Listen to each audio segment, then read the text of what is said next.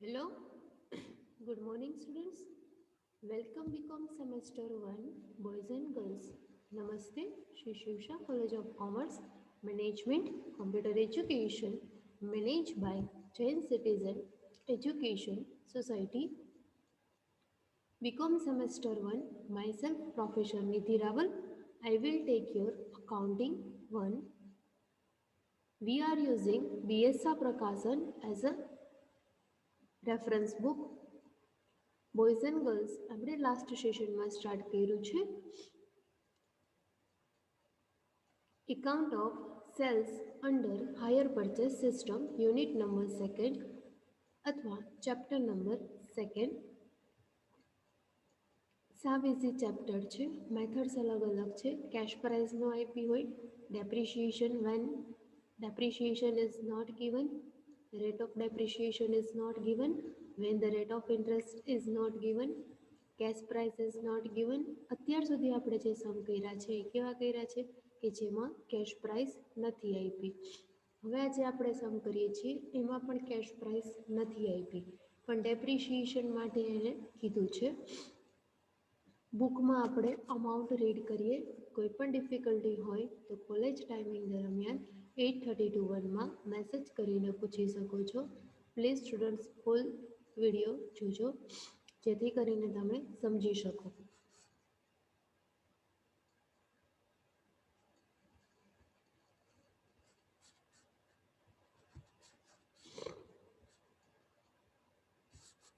Amount જોઈએ આપણે.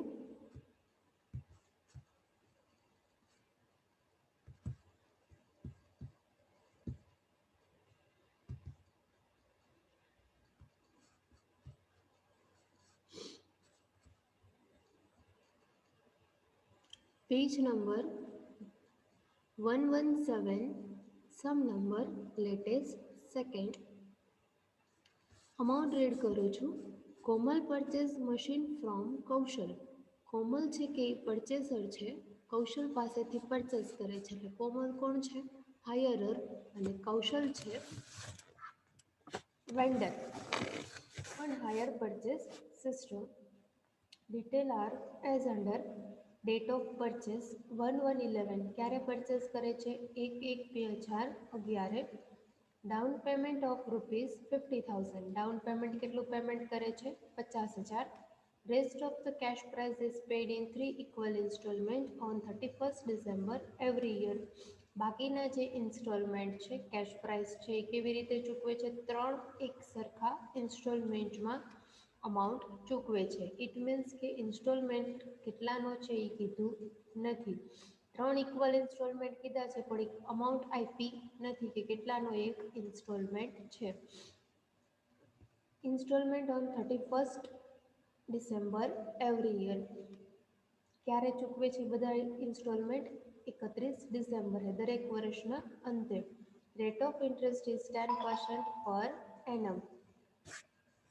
ઇન્ટરેસ્ટનો rate આપ્યો છે 10% per annum.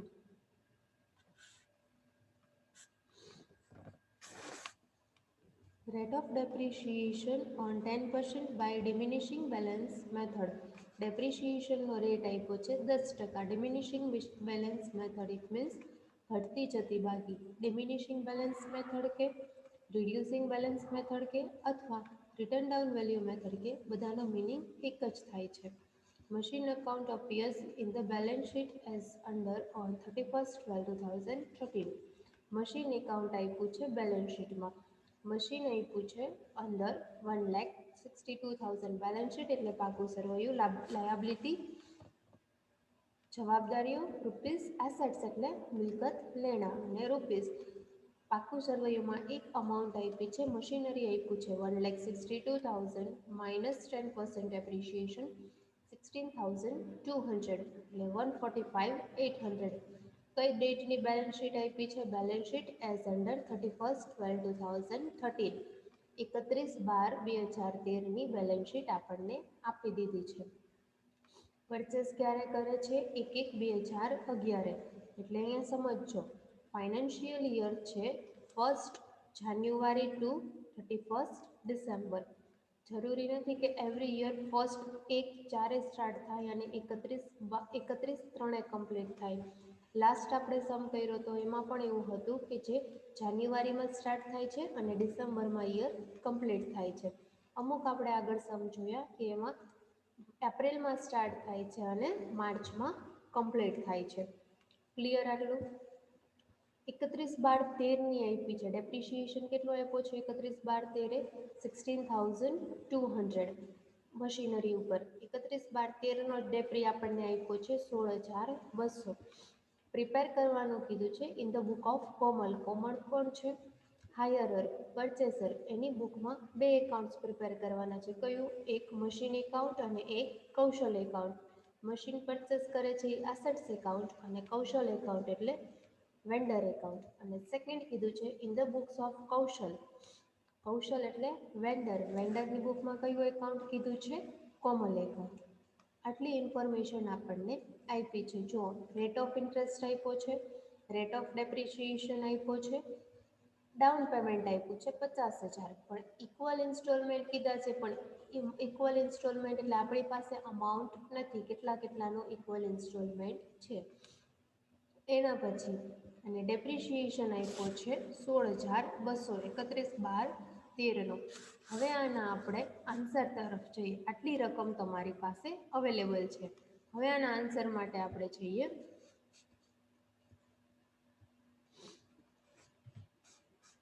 Page number 117, sum number second, working note. Answer જોઈએ students. First, calculation of cash price. Cash price આપી નથી અને ઇક્વલ ઇન્સ્ટોલમેન્ટ કીધા છે, અમાઉન્ટ આપી નથી. Suppose the cost of machine. આગળના સમમાં પણ આપણે કોસ્ટ ફાઇન્ડ કરી હતી સપોઝ કરીને. એના બેઝ ઉપર આપણે કેશ પ્રાઇસ ફાઇન્ડ કરીએ છીએ. શું લખાશે? Suppose cost of machine is 100. કઈ તારીખે પરચેસ કરે છે? 1/1/2011. 1/1/2011ની અમાઉન્ટ આપી છે તમને 100 રૂપીસ. તમે સપોઝ કરો છો. 1/1/11 એ પરચેસ કરે છે. એટલે આપણે જે ડેટે એ પરચેસ કરે છે અને ડાઉન પેમેન્ટ જે તારીખે ભરે છે ત્યારે જ સપોઝ કરવાનું. એ જ ડેટે તમે કહો છો એણે પરચેસ કર્યું છે 1/1/11. તો આપણે ડેટ લખીએ છીએ. Suppose cost of machine 1/1/11. ત્યારે કોસ્ટ ઓફ મશીનની કિંમત 100 રૂપીસ તમે સપોઝ કરો છો. Minus depreciation 10%. ડેપ્રિશિએશનનો રેટ આપ્યો છે 10%.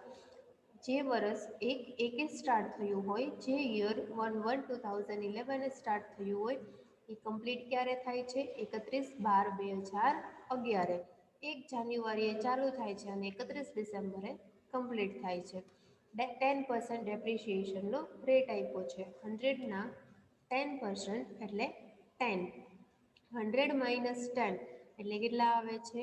90. ત્યાં આપણે 90 સામે કઈ ડેટ લખી શકીએ છીએ?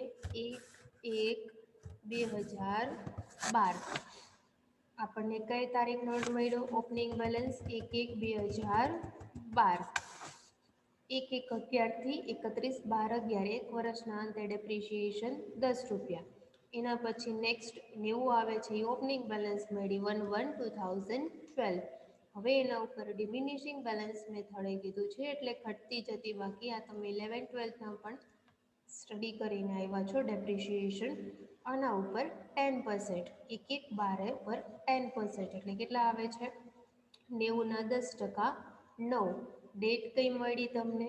1/1/12 સ્ટાર્ટ થયું હોય છે યર એ કમ્પ્લીટ ક્યારે થાય છે? 31/12/2012. 90 માઇનસ 9 એટલે રિમેનિંગ અમાઉન્ટ આવે છે 81. કઈ ડેટની મળી 81? 1/1/2013. 1/1/2013. 1/1/2013ની તમને રકમ મળી 8100. Remaining opening balance. એક વર્ષના અંતે પહેલા વર્ષે ડેપ્રિશિએશન 10 રૂપિયા, બીજા વર્ષે 9, ત્રીજા વર્ષે જોઈએ 1/1/13. 81. પાછું શું કરો છો? ડિમિનિશિંગ બેલેન્સ કીધું છે એટલે ઘટતી જતી. Minus depreciation 12%. 1/1/13 સ્ટાર્ટ થાય છે એ કમ્પ્લીટ ક્યારે થાય છે? 31 12/2013, 31/12/2013. 81ના 10% એટલે આવે છે 8.1, માઇનસ કરો છો એટલે આપે છે 72.9, 72.9. અહીંયા સમજો, એક વર્ષ કમ્પ્લીટ થઈ ગયું. આપણને જે બુકમાં ડેપ્રિશિએશન આપ્યો છે એ તમને આપ્યો છે 31 ડિસેમ્બર 2013નો આપ્યો છે. અને આપણી પાસે હવે કયા ડેટની ડેપ્રિશિએશન મળી ગયો છે? 31/12/2013. બુકમાં આપણે રકમ વાંચીએ એમાં બેલેન્સ શીટમાં ડેપ્રિશિએશન કેટલો આપ્યો હતો? 16,200. હવે જોઈએ કેવી રીતે અમાઉન્ટ મૂકવાની છે. ડેપ્રિશિએશન જ્યારે 8.1 હોય, હવે અહીંયા તમે શું મૂકો છો? ત્રિરાશિ. 31/12/13નો ડેપ્રિશિએશન કેટલો મળ્યો તમને? 8.1. તો ડેપ્રિશિએશન જ્યારે 8.1 હોય ત્યારે એની કોસ્ટ કેટલી આપણે સપોઝ કરી છે? 100. એની કોસ્ટ 100. તો આપણી પાસે ડેપ્રિશિએશન બુકમાં આપણને આપ્યો છે 31/12/13નો ડેપ્રિશિએશન. બેલેન્સ શીટમાં મશીન માઇનસ ડેપ્રિશિએશન, એ ડેપ્રિશિએશન કેટલો છે? 16,200, 16,1200. એની ટોટલ કોસ્ટ કેટલી?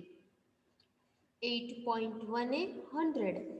અહીંયા તમને જે ડિમિનિશિંગ બેલેન્સ મેથડે 31/12/13નો જે ડેપ્રી મળ્યો એની સાથે તમારે કેલ્ક્યુલેશન મૂકવાનું છે. જ્યારે ડેપ્રિશિએશન 8.1 હોય ત્યારે એની કોસ્ટ આપી છે 100. તો ડેપ્રિશિએશન 16,200 એ કેટલા? 16,200 એ કેટલા? 16,200 મલ્ટીપ્લાય 100 ડિવાઈડ 8.1 એટલે ટોટલ તમને કેશ પ્રાઇસ મળે છે 2 લાખ રૂપિયા. ક્રોસ મલ્ટીપ્લાય 16,200 મલ્ટીપ્લાય 100 ડિવાઈડ 8.1 એટલે આવે છે 2 લાખ કેશ પ્રાઇસ. 2 લાખ તમને શું મળ્યું? કેશ પ્રાઇસ મળી. હવે એના પછી આપણે જે ટેબલ કરીએ છીએ, આપણી પાસે કેશ પ્રાઇસ અવેલેબલ નહોતી એટલે ફર્સ્ટ આપણે કેશ પ્રાઇસ ફાઇન્ડ કરી. હવે એણે કીધું છે 3 ઇક્વલ ઇન્સ્ટોલમેન્ટ. એના માટે આપણે જોશું, પણ એના માટે આપણે પહેલાં ફર્સ્ટ ટેબલ બનાવીશું. ટેબલનું નામ આપણે જે અત્યાર સુધી સમમાં લખતા હતા એવી જ રીતે લખવાનું same. Calculation of interest. Calculation of interest કેટલા કોલમ બને છે એમાં? Date, opening cash price, instalment, interest, credited CP અને બેલેન્સ.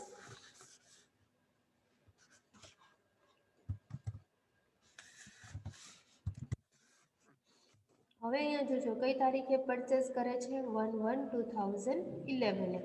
તો આપણે ડેટમાં લખીએ છીએ 1/1/2011. એના પછી ઓપનિંગ કેશ પ્રાઇસ આપણે ઉપર ફાઇન્ડ કરી, કેટલી આવી? 2 લાખ. તો આપણે ઓપનિંગ કેશ પ્રાઇસમાં લખીએ છીએ 2 લાખ. હવે 1/1/11 એ ડાઉન પેમેન્ટ કેટલું ભરે છે? 50,000. તો આપણે ઇન્સ્ટોલમેન્ટમાં કોલમમાં લખીએ છીએ 50,000.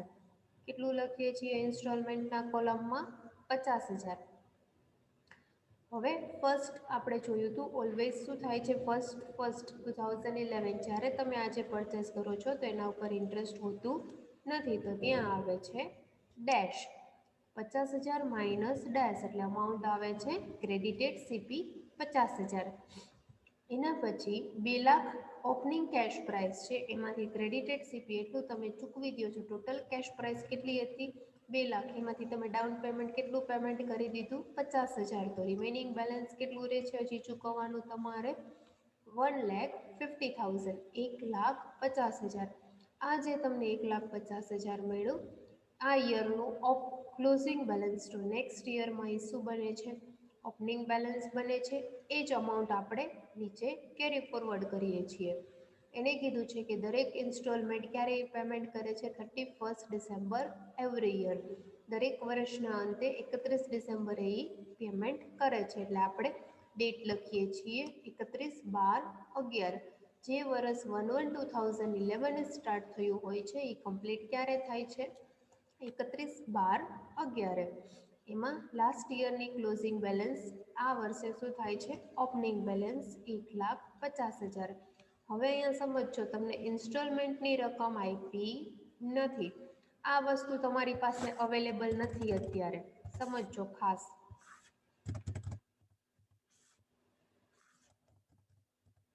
આ વસ્તુ તમારી પાસે અવેલેબલ નથી, ઇન્સ્ટોલમેન્ટ આપ્યો નથી. પણ હવે ઇન્સ્ટોલમેન્ટ આપણે ફાઇન્ડ કરવાનો છે. ઇન્સ્ટોલમેન્ટ ફાઇન્ડ કરતાં પહેલાં જે ઇન્સ્ટોલમેન્ટની રકમ આપણી પાસે અવેલેબલ નથી. પણ અહીંયા શું છે, 1,50,000 છે તમારી પાસે, ઇન્સ્ટોલમેન્ટ નથી, તો ઇન્સ્ટોલમેન્ટનું કોલમ તમે ડેશ રાખો છો, બાકી રાખો છો. હવે જુઓ, 1,50,000 ઇન્ટરેસ્ટનો રેટ કેટલો છે? 10%. બુકમાં કીધેલું છે કે કેટલું આપે છે? 10%. આપણે ઇન્ટરેસ્ટ એના ઉપર આપીએ છીએ? ઓલવેઝ કેશ પ્રાઇસ ઉપર આપીએ છીએ. ઇન્સ્ટોલમેન્ટ ઉપર આપણે ક્યારેય ઇન્ટરેસ્ટ આપતા નથી. ટોટલ કેશ પ્રાઇસ ઉપર જ તે ઇન્ટરેસ્ટ આપી શકાય છે. કેશ પ્રાઇસ કેટલી છે આપણી પાસે? 1,50,000. એના 10%, એટલે ફર્સ્ટ ઇન્સ્ટોલમેન્ટમાં કંઈ અત્યારે નહીં આવે. ઇન્સ્ટોલમેન્ટ આપણે ફાઇન્ડ કરવાનું છે, એટલે ઇન્સ્ટોલમેન્ટમાં કાંઈ નહીં.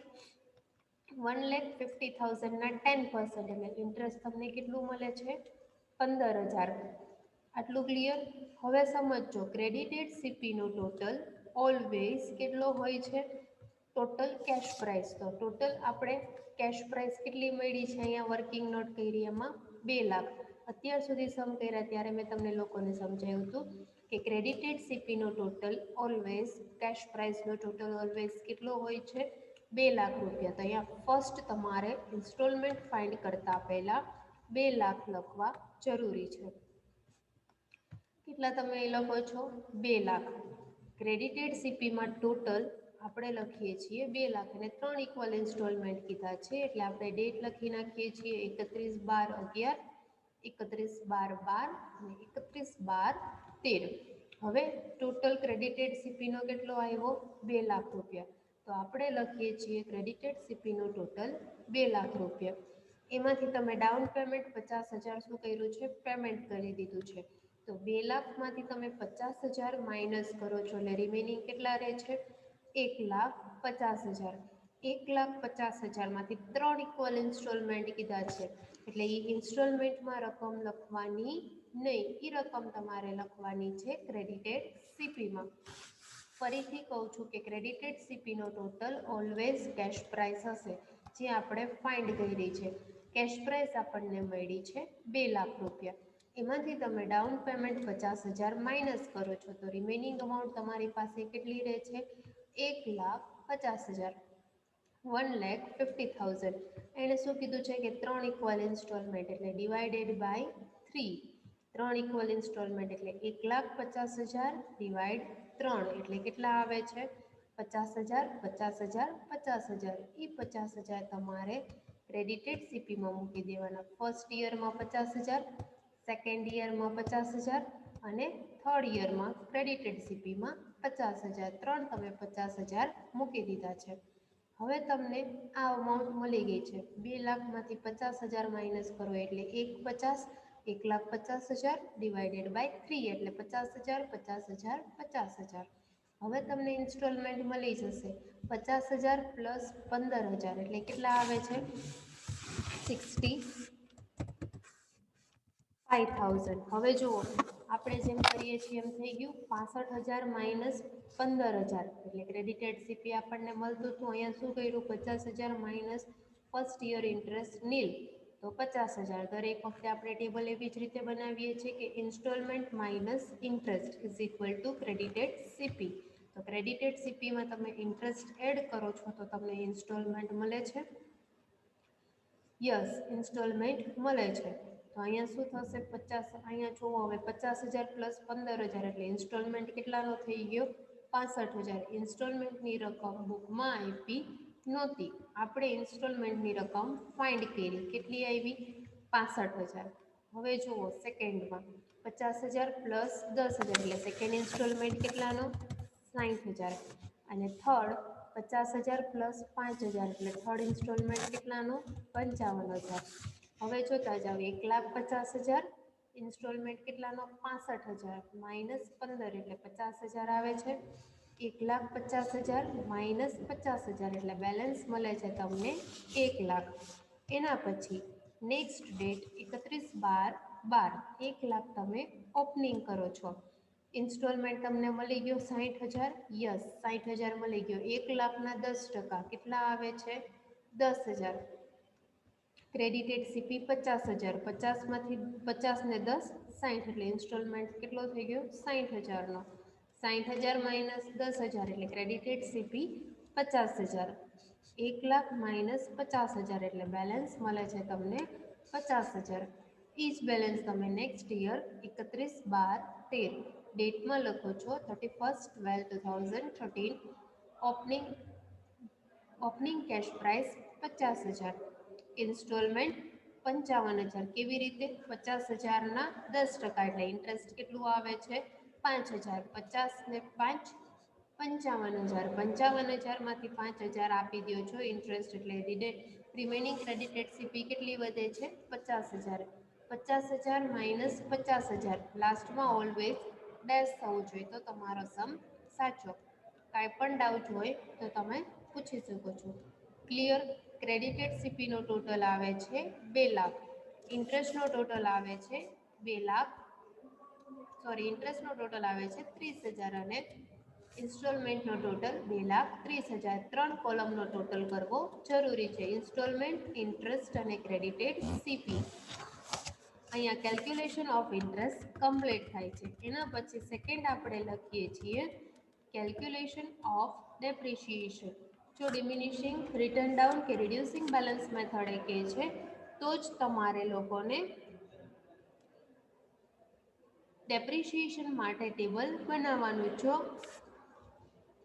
રિડ્યુસિંગ બેલેન્સ મેથડ એ નથી કહેતા તો તમારે ટેબલ બનાવવાની જરૂર નથી, કેમ કે દરેક વર્ષે ડેપ્રિશિએશન એક જ સરખું આવે છે. 2,00,000ના 10% સ્ટ્રેટ લાઈને કીધું હોય તો દરેક વર્ષે કેટલો આવે છે 20,000 આવે છે.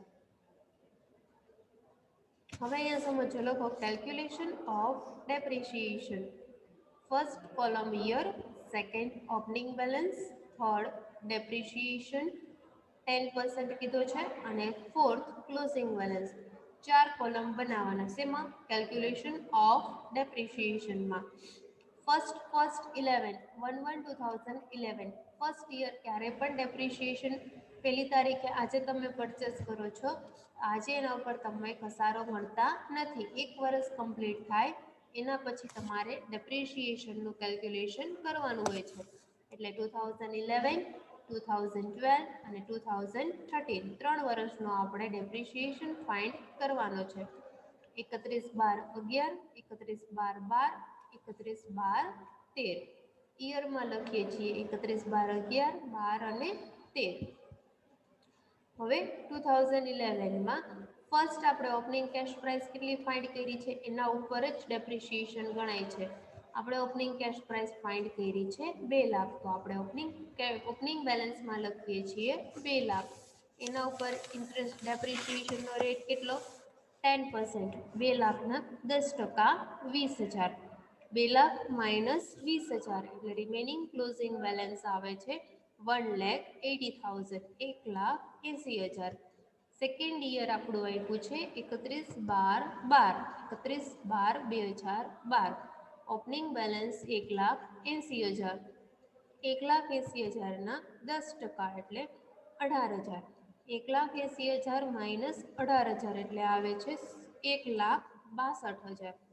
31/12/13 1,62,000 ઓપનિંગ બેલેન્સ બને છે. લાસ્ટ યરની ક્લોઝિંગ બેલેન્સ આ વર્ષની ઓપનિંગ બેલેન્સ બને છે. એટલે 2012ની ક્લોઝિંગ બેલેન્સ 1,62,000, 31/12/2013ની ઓપનિંગ બેલેન્સ 1,62,000. 1,62,000ના 10% 16,200 અને માઇનસ કરો એટલે આવે છે 145,800, 145,800. હવે અહીંયા સમજો, ડેપ્રિશિએશન 31/12/13નો 16,200 તમને આપ્યો હતો બેલેન્સ શીટમાં. આ એ જ ડેપ્રિશિએશન આવ્યો 31/12/13નો 16,200. જો એ બે રકમ સરખી આવે તો તમારો સમ સાચો છે. જોઈ લેજો, 16,200 એમાં મશીનની વેલ્યુ આપી હતી 1,62,000 અને માઇનસ કર્યા છે 16,200. 31/12/13નો ડેપ્રિશિએશન 16,200 એટલે માઇનસ કરો એટલે અમાઉન્ટ મળે છે 1,45,800. અહીંયા સમ કમ્પ્લીટ થાય છે. એકાઉન્ટ્સ તમે હોમવર્કમાં જાતે ટ્રાય કરી લેજો. જનરલ એન્ટ્રીઝ લખજો અને લેજર પોસ્ટિંગ આગળના 2 સેશનમાં કેવી રીતે જનરલ એન્ટ્રીઝ લખવી અને કેવી રીતે પોસ્ટિંગ કરવું, લેજર પોસ્ટિંગ કરવું એ શીખવાડ્યું છે. એટલે પ્લીઝ ફૂલ વિડીયો જોઈ લેજો. કાંઈ પણ ડાઉટ હોય તો કોલર ટાઈમિંગ દરમિયાન મેસેજ કરીને પૂછી શકો છો. નેક્સ્ટ સેશનમાં સેકન્ડ નવી મેથડ આપણે સ્ટાર્ટ કરીશું કે જેમાં કેશ પ્રાઇસ અને middle installment both are not given. Thank you very much.